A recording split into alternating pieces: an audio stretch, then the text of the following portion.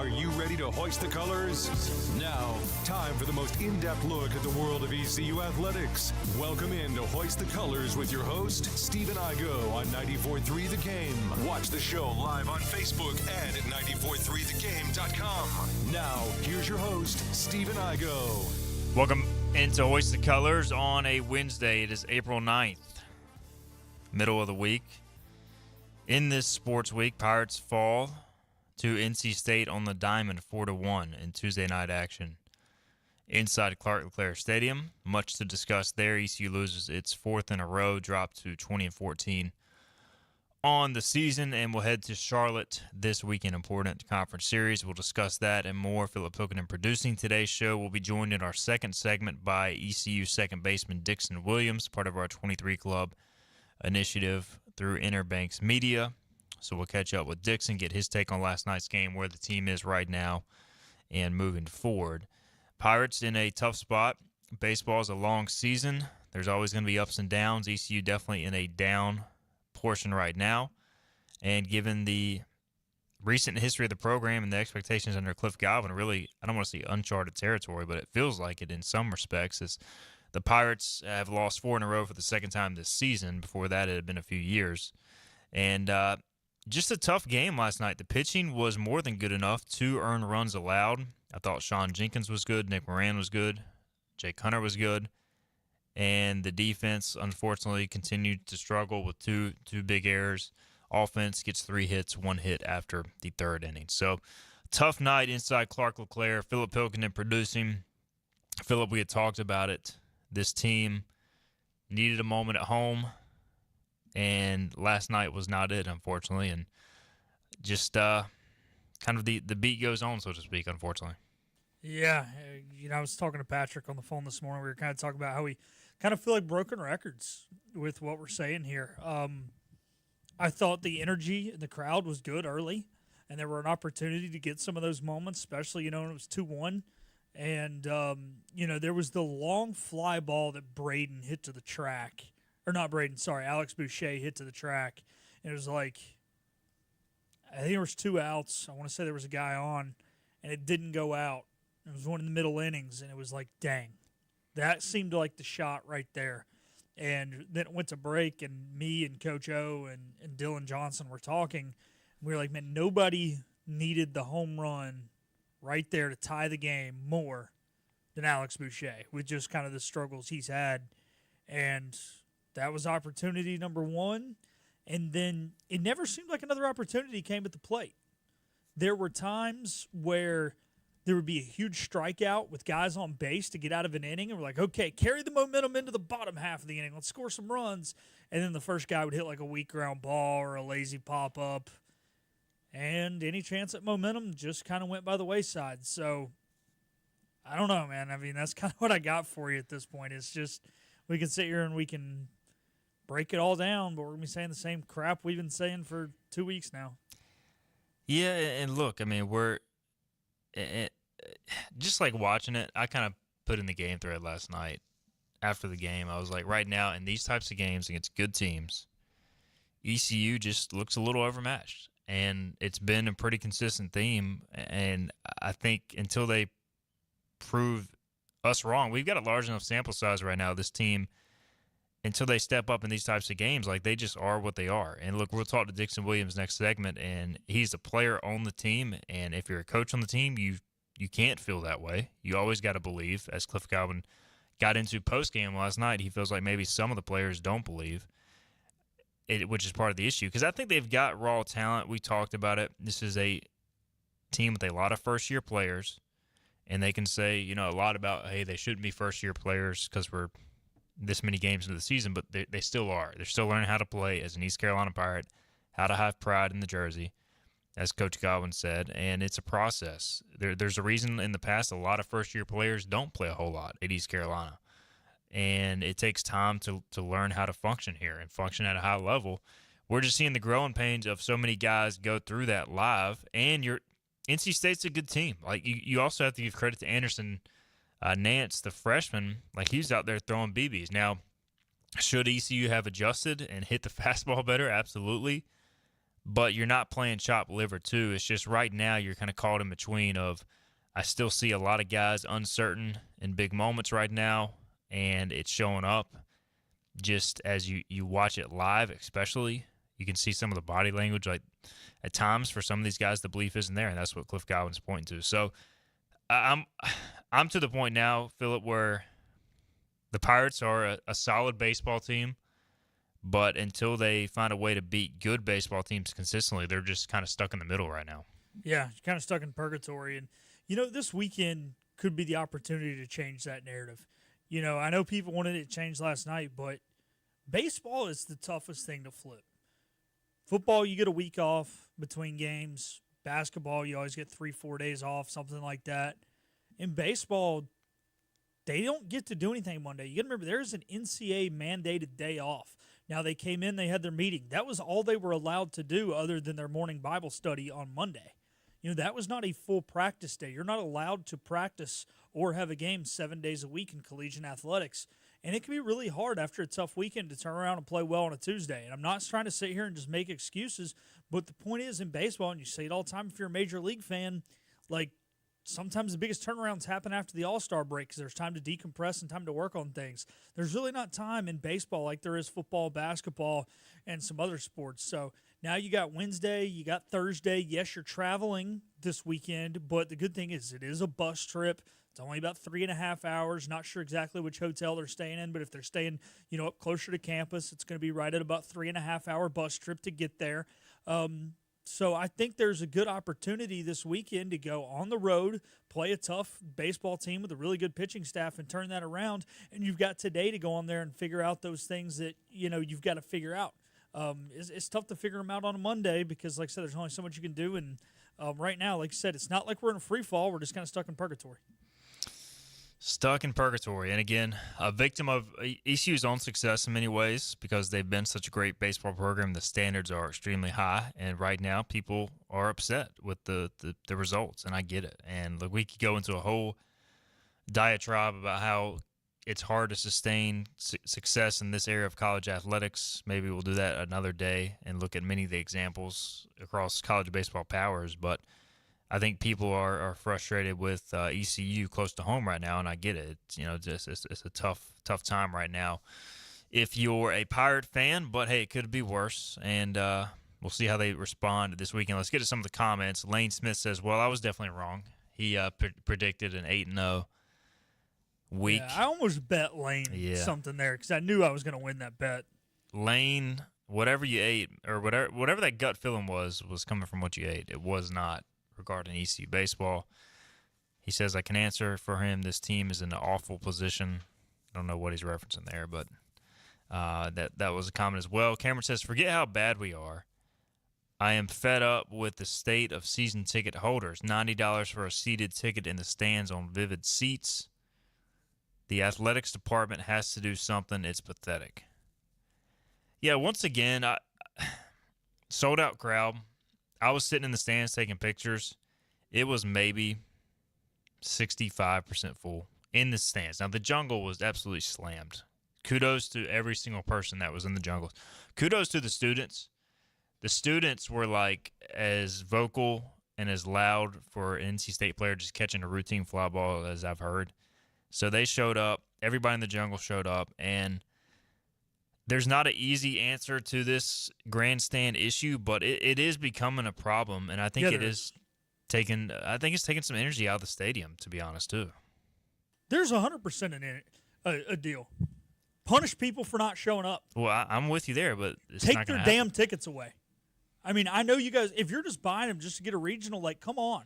Or at least, have a buyback process. I'm not saying, they have to show up every game, but especially for games like this, have a deal where you go in and click at the beginning of the year, hey, can't attend this game, can't attend this game, can't attend this game, and then they can sell them at the gate.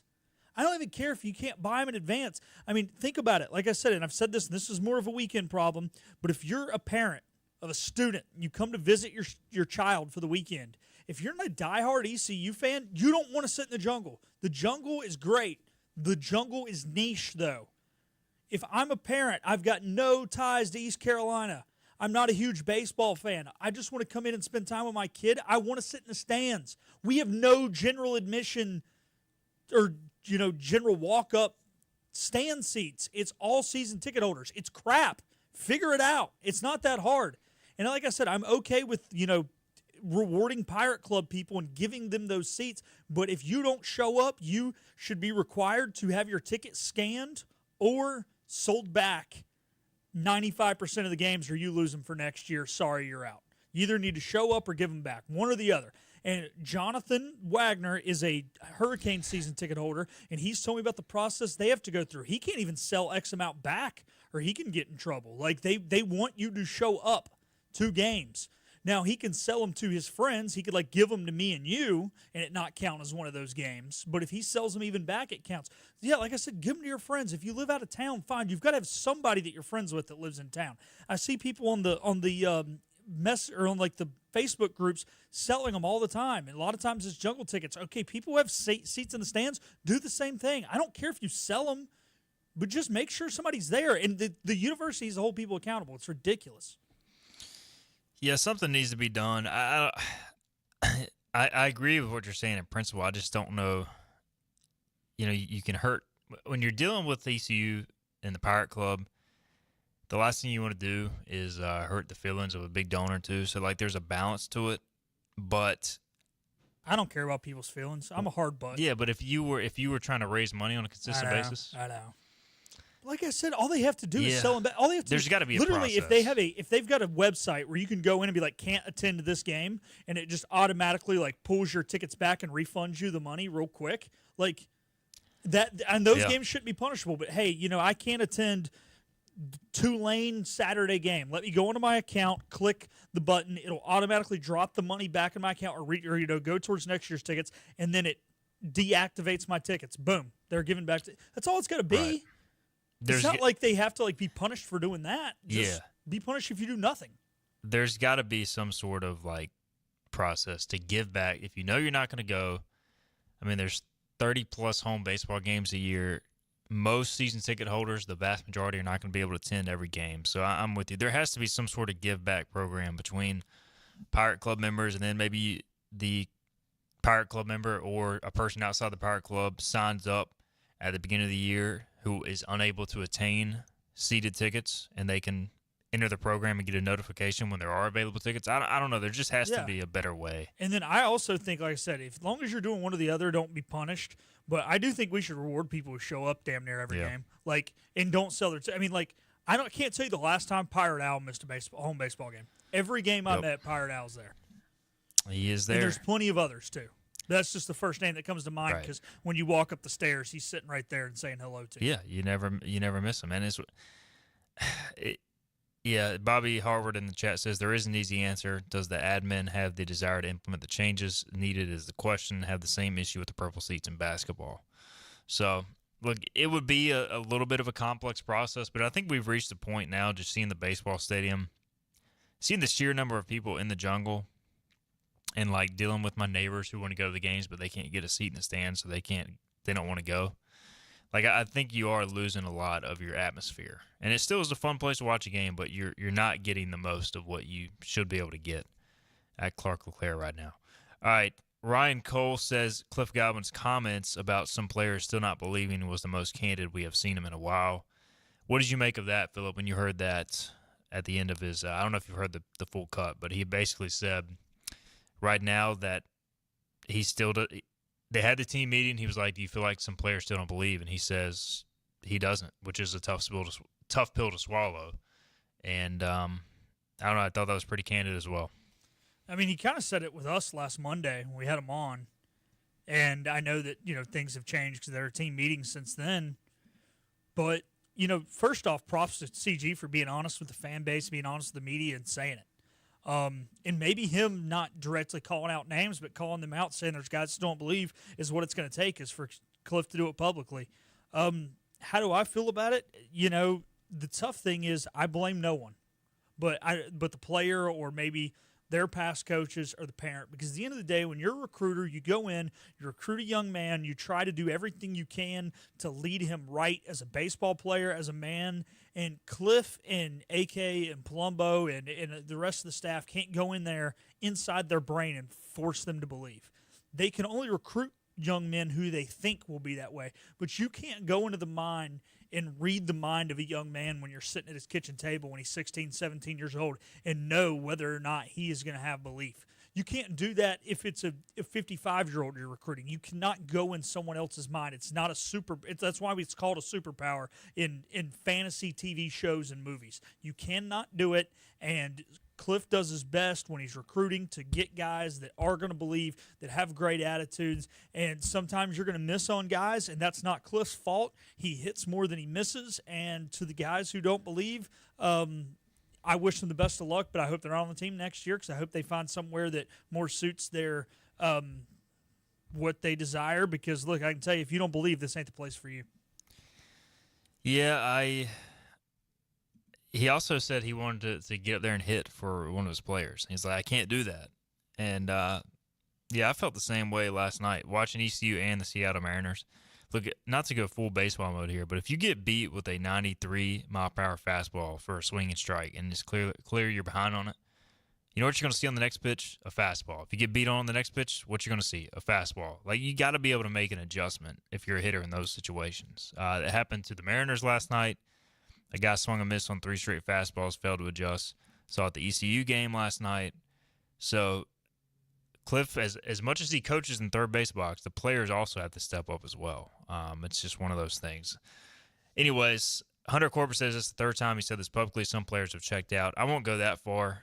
I do think guys, look, I mean, baseball and golf are probably the two most mental games where you can get in your own head, and it can really become a problem. And I think we're just seeing that right now. Some of these guys are not used to playing in front of this pressure-packed crowd, and until they had that breakthrough moment, maybe we continue to see this type of result. And hopefully the Pirates can break through at some point here in the near future. All right, we'll talk to a guy who has had a breakout moment or two in Clark LeClaire, to say the least. Dixon Williams will join us on the other side. We'll get his take on where the team is right now, having lost a 4th straight game. Talk about Dixon's season at this point, and we'll talk some off-the-field stuff as well because we can't be full doom and gloom with Dixon the whole time. So we'll be joined by the Pirates' second baseman in studio after this. The team of Flatlands Jessup is working overtime to help ensure that Eastern North Carolinians like you get the health insurance help you need this open enrollment period. New legislation passed, meaning more people than ever qualify for affordable coverage. Let us help you today.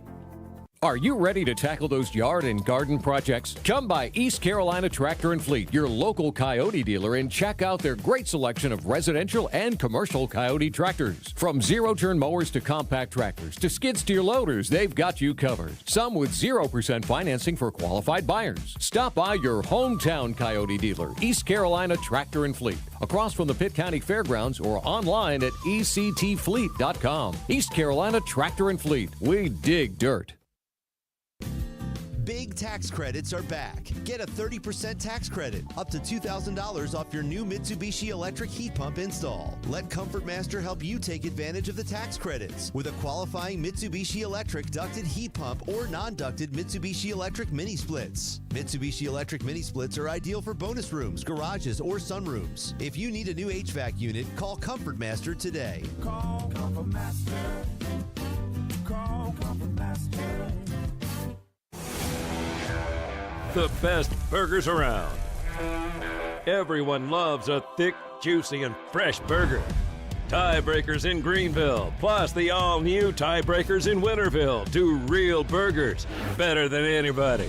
So don't just go to any burger-themed restaurant chain. It's time to break the chain and eat local. Tiebreakers, real burgers at its best. Everybody loves burgers. You know what the problem is with standard belts? Usually you have to choose between too tight or the opposite, too loose. But with Anson Belt and Buckle, you don't have to choose. We got rid of the holes and instead have a track system designed for micro-adjustability. That way you can enjoy a perfect fit every time. Anson Belt and Buckle. Find your perfect fit today.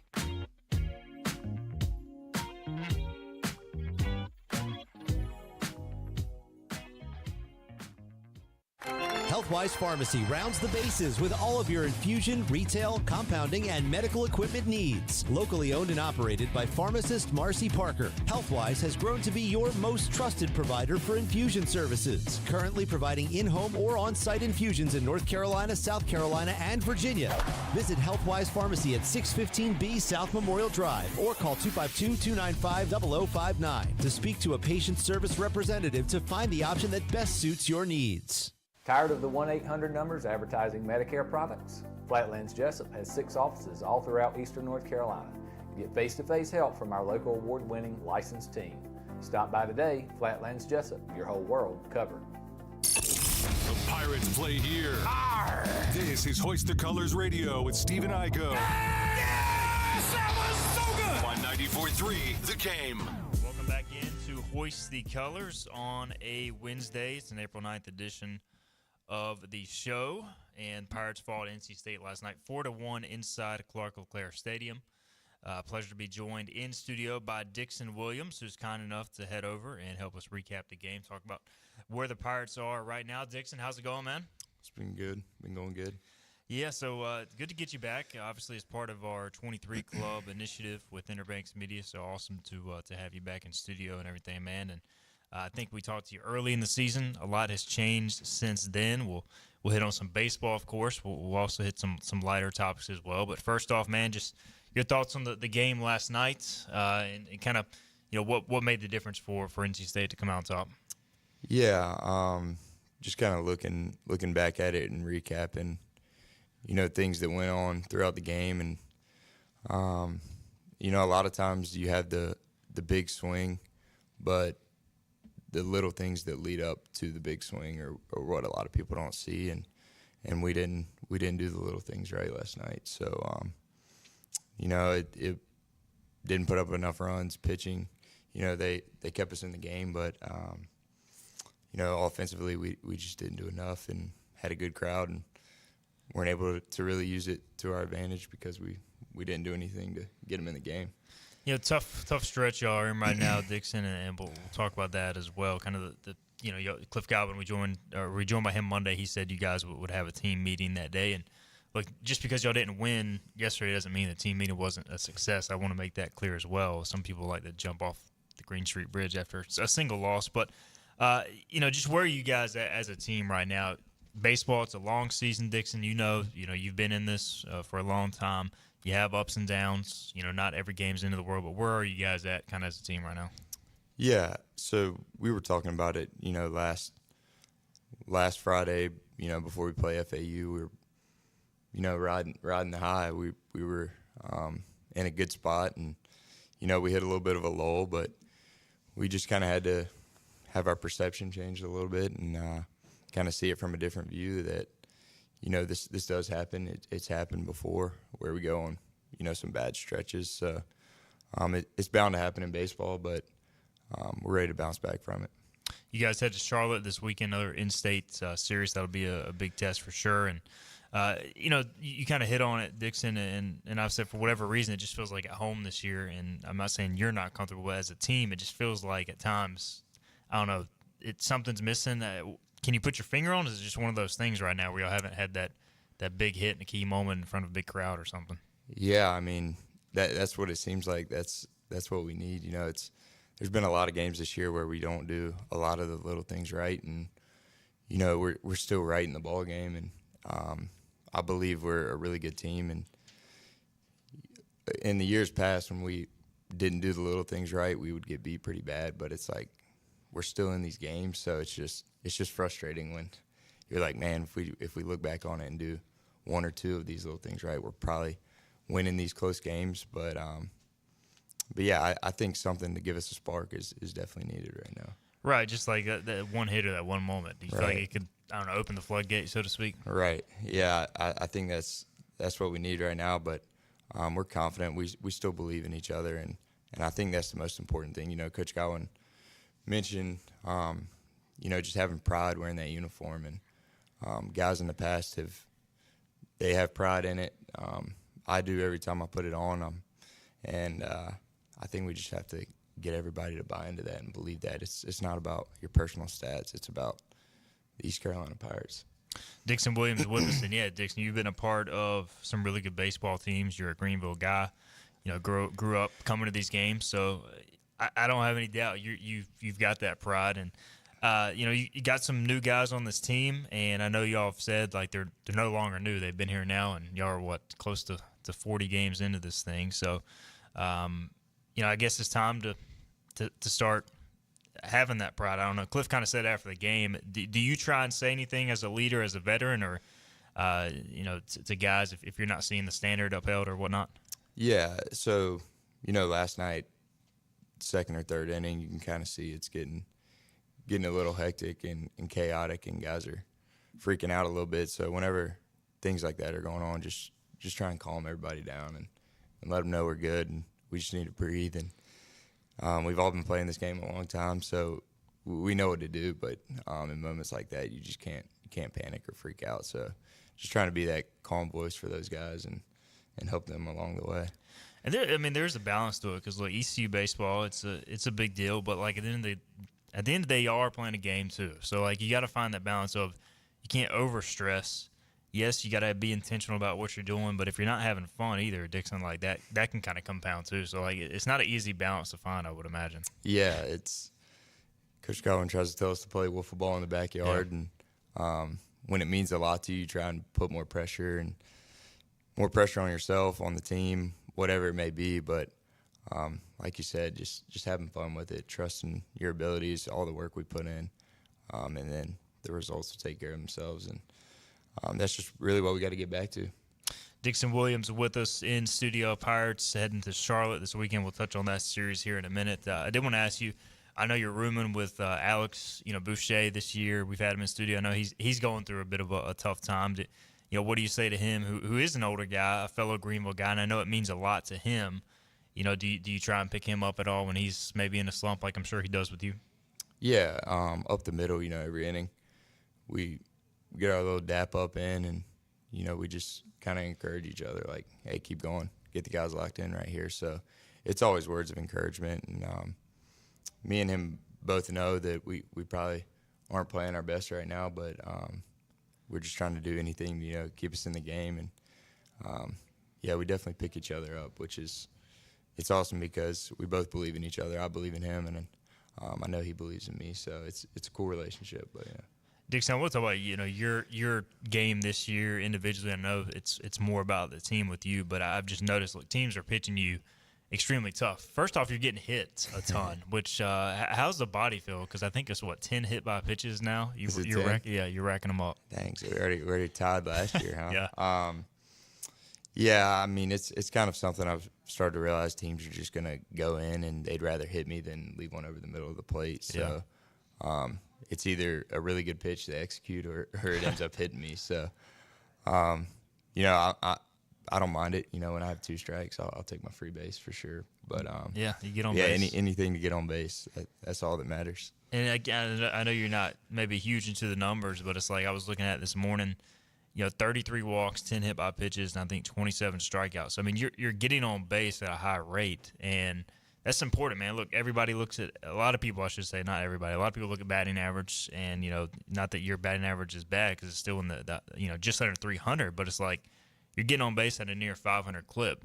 You're stealing 15 of 16 bases, I think, at last check, or maybe even a tick higher than that. So you're doing a lot of good things well. Do you feel like you're becoming a more well-rounded – individual player at the plate offensively, being able to help in different ways? Yeah, it's it's been a different kind of year being, kind of pitched to like that. But once I kind of understood that, I believe in the guys behind me. So I just want to get on base for them and let them do the damage because, Colby, Braden, all the guys behind me, they can really hit. So I'm gonna let them do that if they want to give me a free pass. Stealing bases this year, it's not that you haven't stolen them in the past, but like what have you kind of unlocked there to pick the right time to go? I would say really just kind of getting the confidence of stealing bases. In years past, I've been a little passive with it, but I'm just trusting that I can steal the base and knowing my times match up with the pitcher and catcher combo. So just believing in myself there, having some confidence there has really helped me. Dixon Williams in studio with us. Yeah, I was thinking the other day, I think you were up in the count 2-0. You're not seeing too many fastballs and like fastball counts, right? You're kind of having to pick your spots, I would say. Did you agree with that? Yeah, I would say it's a little more backwards, but definitely missing some pitches that are left over the plate. At the end of the day, it's hitting, so I'm not going to complain about the pitches I'm getting because he's got to throw 3 strikes over the plate, and when it's over the plate, I can hit him. So we'll circle back, talk about the Charlotte series coming up. But look, I mean, we talk some baseball. I do want to talk some off the field stuff with you too, which is baseball related. You were telling me MLB The Show, that came out. Now MLB season's underway, by the way. But how's your hitting going in the show? Yeah, I've been dialed in the show. So usually that relates to that'll correlate to the field here soon. Usually see that happen, and I always mess with Henry about that. Like, hey, I'm hitting good on the show, so it's bound to hand-eye coordination, man. Yeah, it all works together. Yeah, we used to joke about that all last year. Ryan, JC, Joey Barini, we would all play at night, so it's funny, but we all enjoy playing it, and I feel like all of us kind of have felt the correlation between the two. Do you try and and you guys are busy, you only get so much free time, and look, I'm the same way. Like when I get my 1 to 2 hours at night after putting the kids down, I'm either watching baseball or I'm playing some video games just to decompress a little bit. So do y'all try to link up as like, I don't know, with your former teammates online late at night to have a chat, or is it more like you just chill, do it by yourself, or what do you do with that usually? Yeah, it depends. If they're on, might hop on the game with them a little bit, but most of the time just kind of a little casual game by myself, kind of get away a little bit. I know it's still baseball, but it's different though. It's something else. But yeah, I think that's definitely important, trying to get away from baseball at times because we are around it so much. So just being able to have something else to kind of put yourself as, you don't want to be identified as a baseball player. Right. It's just something we do. So. Jenkins, I think he does some fishing on the side. Do you do any fishing with your teammates, or are you not a big fisher? Yeah, me, Alex, and Walker go from time to time. I'd say they go more. Okay. Sometimes I'll just go back to the house and hang out, but they're more into it than I am for sure. Okay. Dixon Williams with us. A few more things. We'll get him out of here. He's got to go over to the field here shortly on this Wednesday edition of the show. And how about the guy, who was hitting ahead of you, now hitting behind you currently, Braden Burris, man. He's having a heck of a season. Just what's it been like watching him develop? Man, he's a really good player, and I kind of knew it from the start, when we were doing Figured Out Friday and all that stuff in the fall, that he was just he had that dog mentality. He's a grinder, man, and he's really not scared of anything. He goes for it every time, and that's something we all appreciate, and it shows because it seems like he's always doing the right thing. He's always in the right place because he's just a really talented player. Yeah, I don't think he had played much outfield, but like he's just out there in center field making diving catches. Like I don't know, some of the stuff I'm just like, did he really do that? Do you have that same reaction? I know he's an athlete, man, and then. We go to Rice. He hops over to second base and probably makes one of the craziest plays I've ever seen. I don't know how he hasn't been on SportsCenter yet, but it's really fun to watch. But we see him do it all the time at practice, so it's cool to see. And they're cool plays, but we know he can do it because he's always doing it. That's how he practices. That's how he that's how he trains. So it's like second nature when in the game. No doubt. Braden Burris, we're going to get him on the show in the coming weeks as well. Dixon Williams with us. A few more things with Dixon. And a big series this weekend. Obviously, Florida Atlantic Series, NC State game didn't go how you wanted, Dixon. But, look, the best thing about baseball, there's a lot of games left. You guys get to go out Friday and try to get this taste out of your mouth. So how important is it to not only try and bounce back this weekend, but as Cliff said, just get back to playing good brand of baseball, so to speak. Yeah, I think it's important this weekend just to have that next game, next pitch mentality, and just be ready to go from the first pitch and ready to impose our will on another team. I think we haven't really shown that yet this year, and once we do, I think we'll do it to a lot of teams because it's not about winning is important, but beating down on some teams it's really that mindset we need to get back to. And Cliff said after last night's game, he feels like the belief is with some of you guys, especially the older guys. And I don't know, how do you try and entrust your teammates with that? Is it verbally, or is it going out and showing it now at this point? And maybe that's a tough question to answer, but just from your perspective right now. Yeah, I think it's a little bit of both. The quote-unquote younger guys, but they've been with us. They maybe haven't seen how we've been able to bounce back in the past. So, yeah, I think showing that we can do it and those guys believing in it will be a big part of it, because it is important and we can do it, and we know we can. I think we just all have to believe in it. He is Dixon Williams. Dixon, we'll get you out of here, man. Really appreciate the time coming in on this Wednesday, and best of luck this weekend at Charlotte. We'll be up at, I think, Friday's game for sure, so we'll see you up there. But appreciate it, man. Awesome. Thanks for having me. Absolutely. That's Dixon Williams, again, part of our 23 Club initiative with Interbanks Media. We'll be right back on Hoist the Colors on this Wednesday. Hey, it's Jim Wells again with Wells Roofing and Gutters here in the beautiful community of Lindale, Bedford. At Wells Roofing and Gutters, we believe in quality first. And that's why we use Certainty shingles, which are manufactured in Oxford, North Carolina, a local company. In the event you ever do have a claim or a problem with your roof system, they're local and they come and take care of us in a timely manner. We could leave off some accessories and we could certainly save money, but we believe at Wells Roofing and Gutters in installing the correct way per manufacturer requirements, and we warranty your roof both in-house and also with our supplier, who is Certainteed. For a job well done, no shortcuts taken, and a good quality job on your home, give us a call today, 252-227-8403. We also offer financing, 12 months, no interest, no payments. This is about you, your family, and the health of all who live in Eastern North Carolina. This is about the transformation of a health system into something more powerful and more human, about creating new ways to treat disease and keep you well. This is about ECU Health, which is to say, it's really all about you.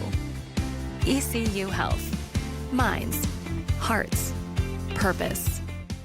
You have a choice when you invest in insurance, and when you choose First State Insurance Advisors, you're working with people you can trust. Clark Stallings has deep ties in the community. His team, including Keaton Smith, Regina Asby, Phil Leva, Max Joyner Jr., Max Joyner III, and Ginger Smith, provides knowledgeable and professional advice. First State Insurance Advisors is an independent insurance agency. They offer all types of personal insurance as well as various types for business. Call or email First State Insurance Advisors today. We want to be your trusted choice agency.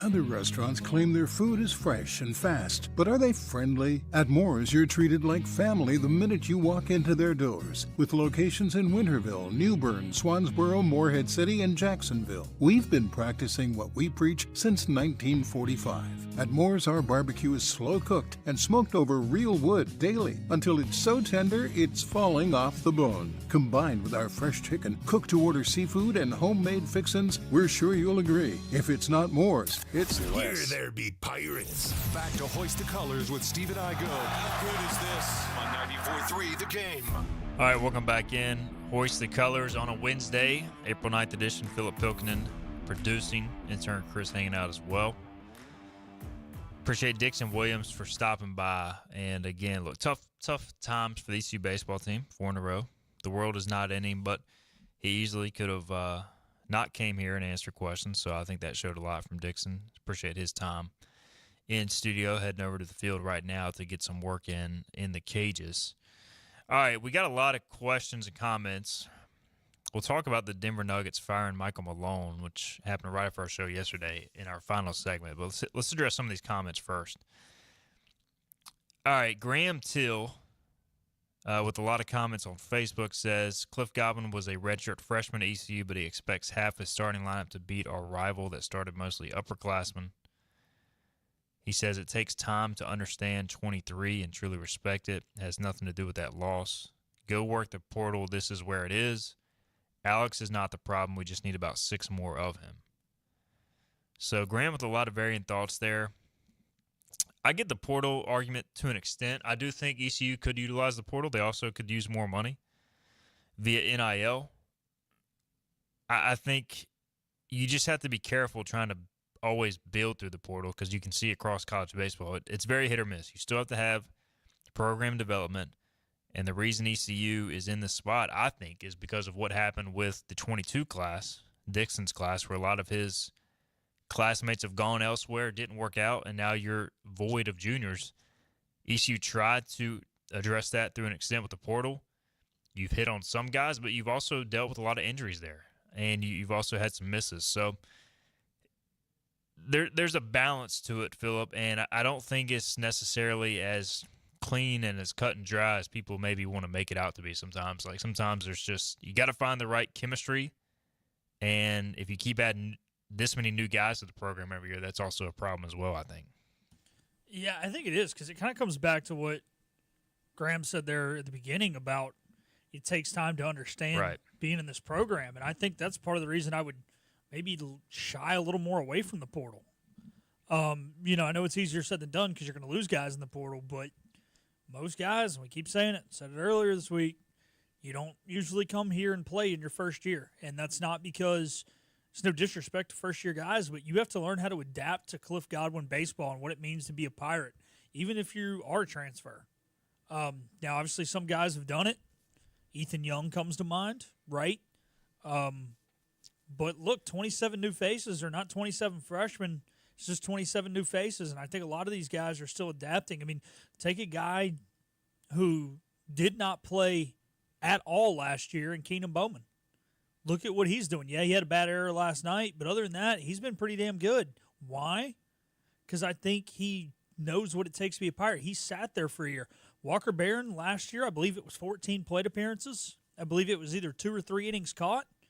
He was clearly number 3. Now, they had a lot of faith in him because they were DH and Ryan McChrystal. So if something would have happened to J-Dub, obviously he would have had to have slotted in. But still, Walker Barron looks really good. Well, he's been in the program a year. Dixon Williams, not very many complaints there. Made a few errors early in the season, but, is what it is, and he's right back to where he should be. And hitting leadoff, and no complaints really there. Another guy who's been in the program. So, look, man, I think there's a certain culture here, and you gotta know how to be a part of it. You can't know how to be a part of it until you've been a part of it. All right, and Graham follows up. He says Troy had 8 of 9 starters transfer in. And look, I mean, Troy's a great story, but I'm guarantee you if I combed every roster in America, I could find a similar situation where 8 of 9 starters transferred in and it didn't work out. So every situation is not the same, and ECU is different than Troy. But I understand your point. There's definitely a balance that has to be struck, and I think ECU is still finding a way to kind of come to grips with the right balance. All right, Johnny Robertson says, do we think the sprinklers, which went off in between innings going to the second, contributed to Alex Boucher's error in the second inning? Hard to know for sure. I do know that there was water spraying right where he slipped, and it was spraying for a long time, 2 minutes, Phillip? So now he wasn't on the grass. He was on the dirt, so I don't know if you can really slip on wet dirt. I guess you can, but I don't know if it played a role, but it's not like Alex had been fielding the ball super cleanly recently anyway. So I don't know if I'm willing to make an excuse, but it could have played a factor.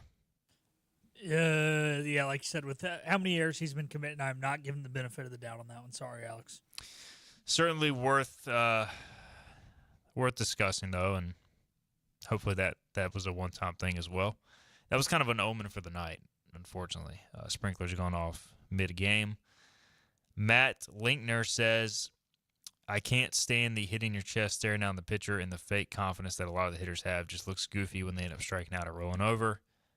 He says, I could feel the lack of confidence energy through the TV last night, especially after the 6th or 7th inning. Well, I'll say this, when you've sat down 14 in a row, whatever the number was the NC State pitcher had done, like, it's kind of hard to have energy because you can't get anybody on base. So now with the padding of the chest, how do you feel about that, Philip? I'm not a big fan of it. I'm not a big fan of it. Yeah, I think Peltier's doing too much in the box, especially him. But, yeah, like some guys got weird routines, and they've always had them, and that's fine. You know, Big Papi spitting on his gloves between every pitch, but he's in the Hall of Fame. So if you're going to do weird stuff, back it up. If you're going to do weird stuff and play bad, then it's just going to be, you know, a roller coaster effect. And, yeah, I mean, like I said, the patting, I don't know, man. It just looks bad. I don't know, man. It looks like a receiver who just caught a ball for 8 yards who's celebrating that it's 2nd and 2 is kind of what it reminds me of. Oh, yeah, I caught the ball. Yeah, you're a wide receiver. You're supposed to catch a damn ball. It's like you're a hitter. You're supposed to be in the box. It's part of playing baseball. Don't be happy that you're in the box getting a plate appearance. You're not a pitcher. You know, if Jake Hunter did it in his one AB and then did what he did, you know, by all means. And if you're hitting 350 with 10 jacks, you can do it. Yeah, then I'll shut up. Yep, but look, if we really want to go in depth on this, we can just get Mike Mullis on the show and let him rant about the old school ways of baseball. But I'm generally with him. Look, I'm in my low 30s, but I've been watching a lot of baseball. You don't see too much of that in major leagues, but oh, it used to be if you did that crap, somebody would throw at your head. Yeah. Hey, I'm a fan of getting the box and hit, but like you said, everybody's got their routine, and if it works, it works. If not, then I guess we talk about it or get questions about it. All right, let's get a break in. We'll come back.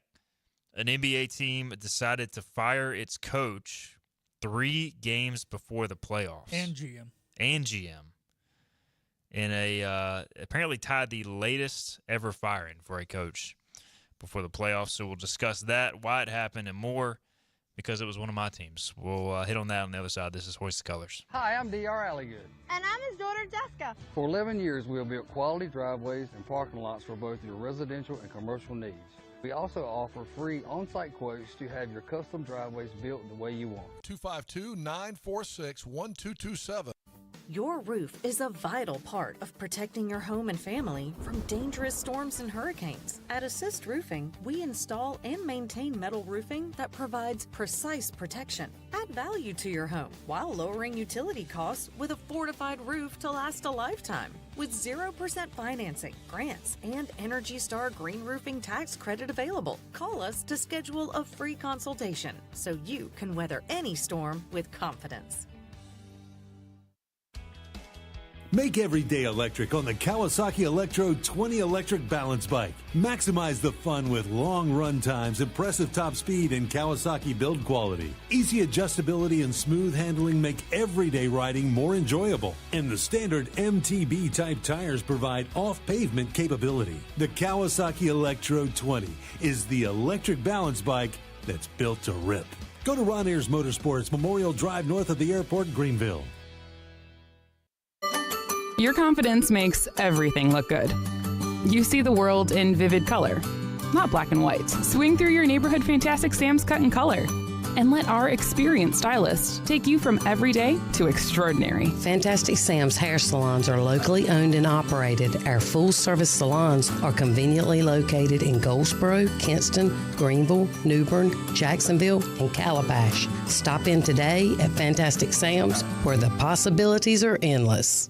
If you are interested in living longer and living stronger, Eastern Physical and Lifestyle Medicine is accepting new patients for a limited time. Finding a caring physician can be a challenge. Dr. Billy Smith is board certified in physical medicine and lifestyle medicine and has been practicing in the area for many years. Call for an appointment now to Eastern Physical and Lifestyle Medicine, 252-364-1108 in Greenville. That number again is 252-364-1108. Looking for a great deal on a new Nissan? At Greenville Nissan, we've got a great selection of new Nissans for under $30,000. The stylish Nissan Sentra, offering top-notch fuel economy. The Nissan Altima, known for its comfort and technology. The Nissan Kicks, the perfect combination with its compact design and performance. The Nissan Versa, delivering incredible value without compromising on features. And don't forget the Nissan Rogue, an award winner for 10 years in a row. Drive it home just for $22 down and $349 a month. Visit GreenvilleNissan.com today. Greenville Nissan, where we drive to serve. Hi, I'm D.R. Alligood. And I'm his daughter, Jessica. For 11 years, we have built quality driveways and parking lots for both your residential and commercial needs. We also offer free on-site quotes to have your custom driveways built the way you want. 252-943. Back to Hoist the Colors with Steve and Igo. Drink up for me, hearties, yo-ho. On 94.3 The Game. All right, welcome back in. Hoist the Colors. We talked a lot of baseball, ECU baseball specifically. Crazy news in the NBA just as we wrapped up yesterday's show. The Denver Nuggets fired Michael Malone, the only coach to bring them a championship, the best coach in Nuggets history. So unceremoniously fired. I'll say, we talked about on this show, I've gotten much more into the NBA this season, mainly the Nuggets, just as a result of my discuss with the Seattle Mariners, which is a whole different conversation. So this was coming. If you don't follow the Nuggets, it doesn't make a lot of sense because, you're firing as, in theory, successful coach, but, you've got the best player in the world, arguably, Nikola Jokic. Supporting cast, essentially the sum of the parts has not been what it should be. They've been trending down. There's been locker room issues. So, it's not a surprise that this is happening, but the timing is a surprise. The timing is a shock. So, I don't know, Philip, as somebody who probably hasn't been following this super close, I'm guessing you were pretty surprised. Yeah, I think so. I mean, I get anybody was surprised at the time, and I should clarify. Yeah. Nobody expected it right now. Yeah, I wouldn't have been as surprised after the season, but you're still very much in the hunt. I think the West is wide open. Yeah, the Rockets, the Thunder are better than everybody else, but this team still has what it takes to make a run. But if you change everything this close, I think you just kind of took yourself out of contention this year. But, whoever wins the West, there'll be a team in green that looks like leprechauns ready to kick their rear end anyway, so who cares? Yeah, the owner, who, by the way, also owns the Rams and 20 other teams.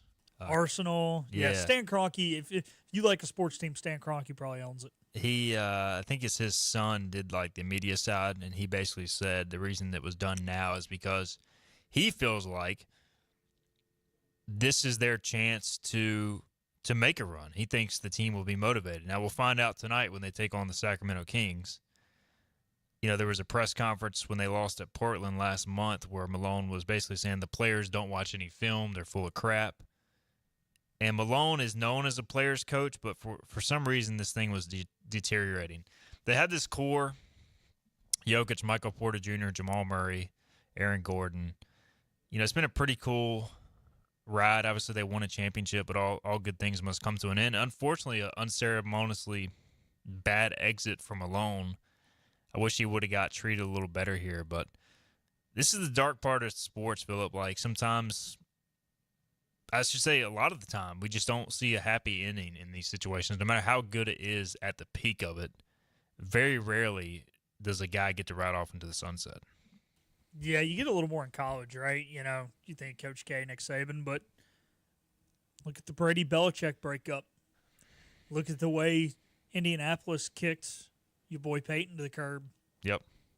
I mean, it's unfortunate, but it's what goes up must come down. And, yeah, I wish it happened better more often, but it's a business. You talk to anybody who's been in it, especially a guy who, maybe is not a star. All the stories that Holton has told us, on air and off, just about it's a business and it is what it is. And, you can't get caught up in the emotion of it because you got to realize it is what it is. And, if you try and be emotional about it, is what Holton has told us, then, you're going to, find yourself in a weird spot or a tough place. You just got to roll with the punches and do whatever they tell you to do. I'm seeing a lot of people, and we were talking about with intern Chris earlier, predict the Nikola Jokic is going to go to the Lakers. Look, the dumbest thing the Nuggets could do would be to trade Jokic. I do think you've got one of the best players in the world. He's 30 years old. He's at the towards the end of his prime. But I think that's part of the reason this move was made now is because you don't want to continue to waste it. They've been trending down since winning the championship. And, he's never really played with an all-star. Yeah, he's playing with Russell Westbrook now, and Jamal Murray's an all-star in the postseason, but not in the regular season. Michael Porter Jr., don't get me started on him. So, I think they're doing this to try to get somebody who's going to make a big move to win with Jokic. I don't see them trying to blow this up to restart. I don't know what the NBA free agency picture looks like, but I would think Denver would be an attractive destination for a coach, a GM, and incoming talent. Because who would not want to play with Jokic, who makes everybody around him better, Philip? Yeah, look, it's the most attractive non-big market. Denver's a solid market, but it's not L.A., it's not Boston, not New York, it's not Miami. You got Jokic. Like I said, you have a pretty good supporting cast. Like you said, you just probably need the true number 2. Also, Denver. Colorado is the actual true sunshine state. They have more sunshine days than any other state. The cold is not humid, so it's not extremely cold. The hot is not humid, so it's not extremely hot. There's fun stuff to do. You can go skiing. You can go hiking. You can see for miles. It's great. The weather's good. Why wouldn't you want to go to Denver? I mean, once you get over that initial week and a half of the altitude, you're good to go. Nuggets at Kings tonight. We'll see how they respond. Philip's trying to decide which side to take in the betting odds. I think it goes either big in Denver's direction or big in Sacramento's direction. No in between. We'll find out tonight if you're into that sort of thing. All right, we're out of time on this show. Again, a lot of ECU baseball talk today. That will continue tomorrow. Dylan Johnson scheduled to join us, ECU baseball play-by-play voice, before the Pirates head to Charlotte. So we'll discuss what's going on with ECU during this 4-game losing streak from Dylan's perspective and preview the weekend ahead. We'll also have a segment tomorrow where I get to hit up Philip with some current events in sports and quiz him. So looking forward to that during Thursday's show. We'll see you then, 12 noon.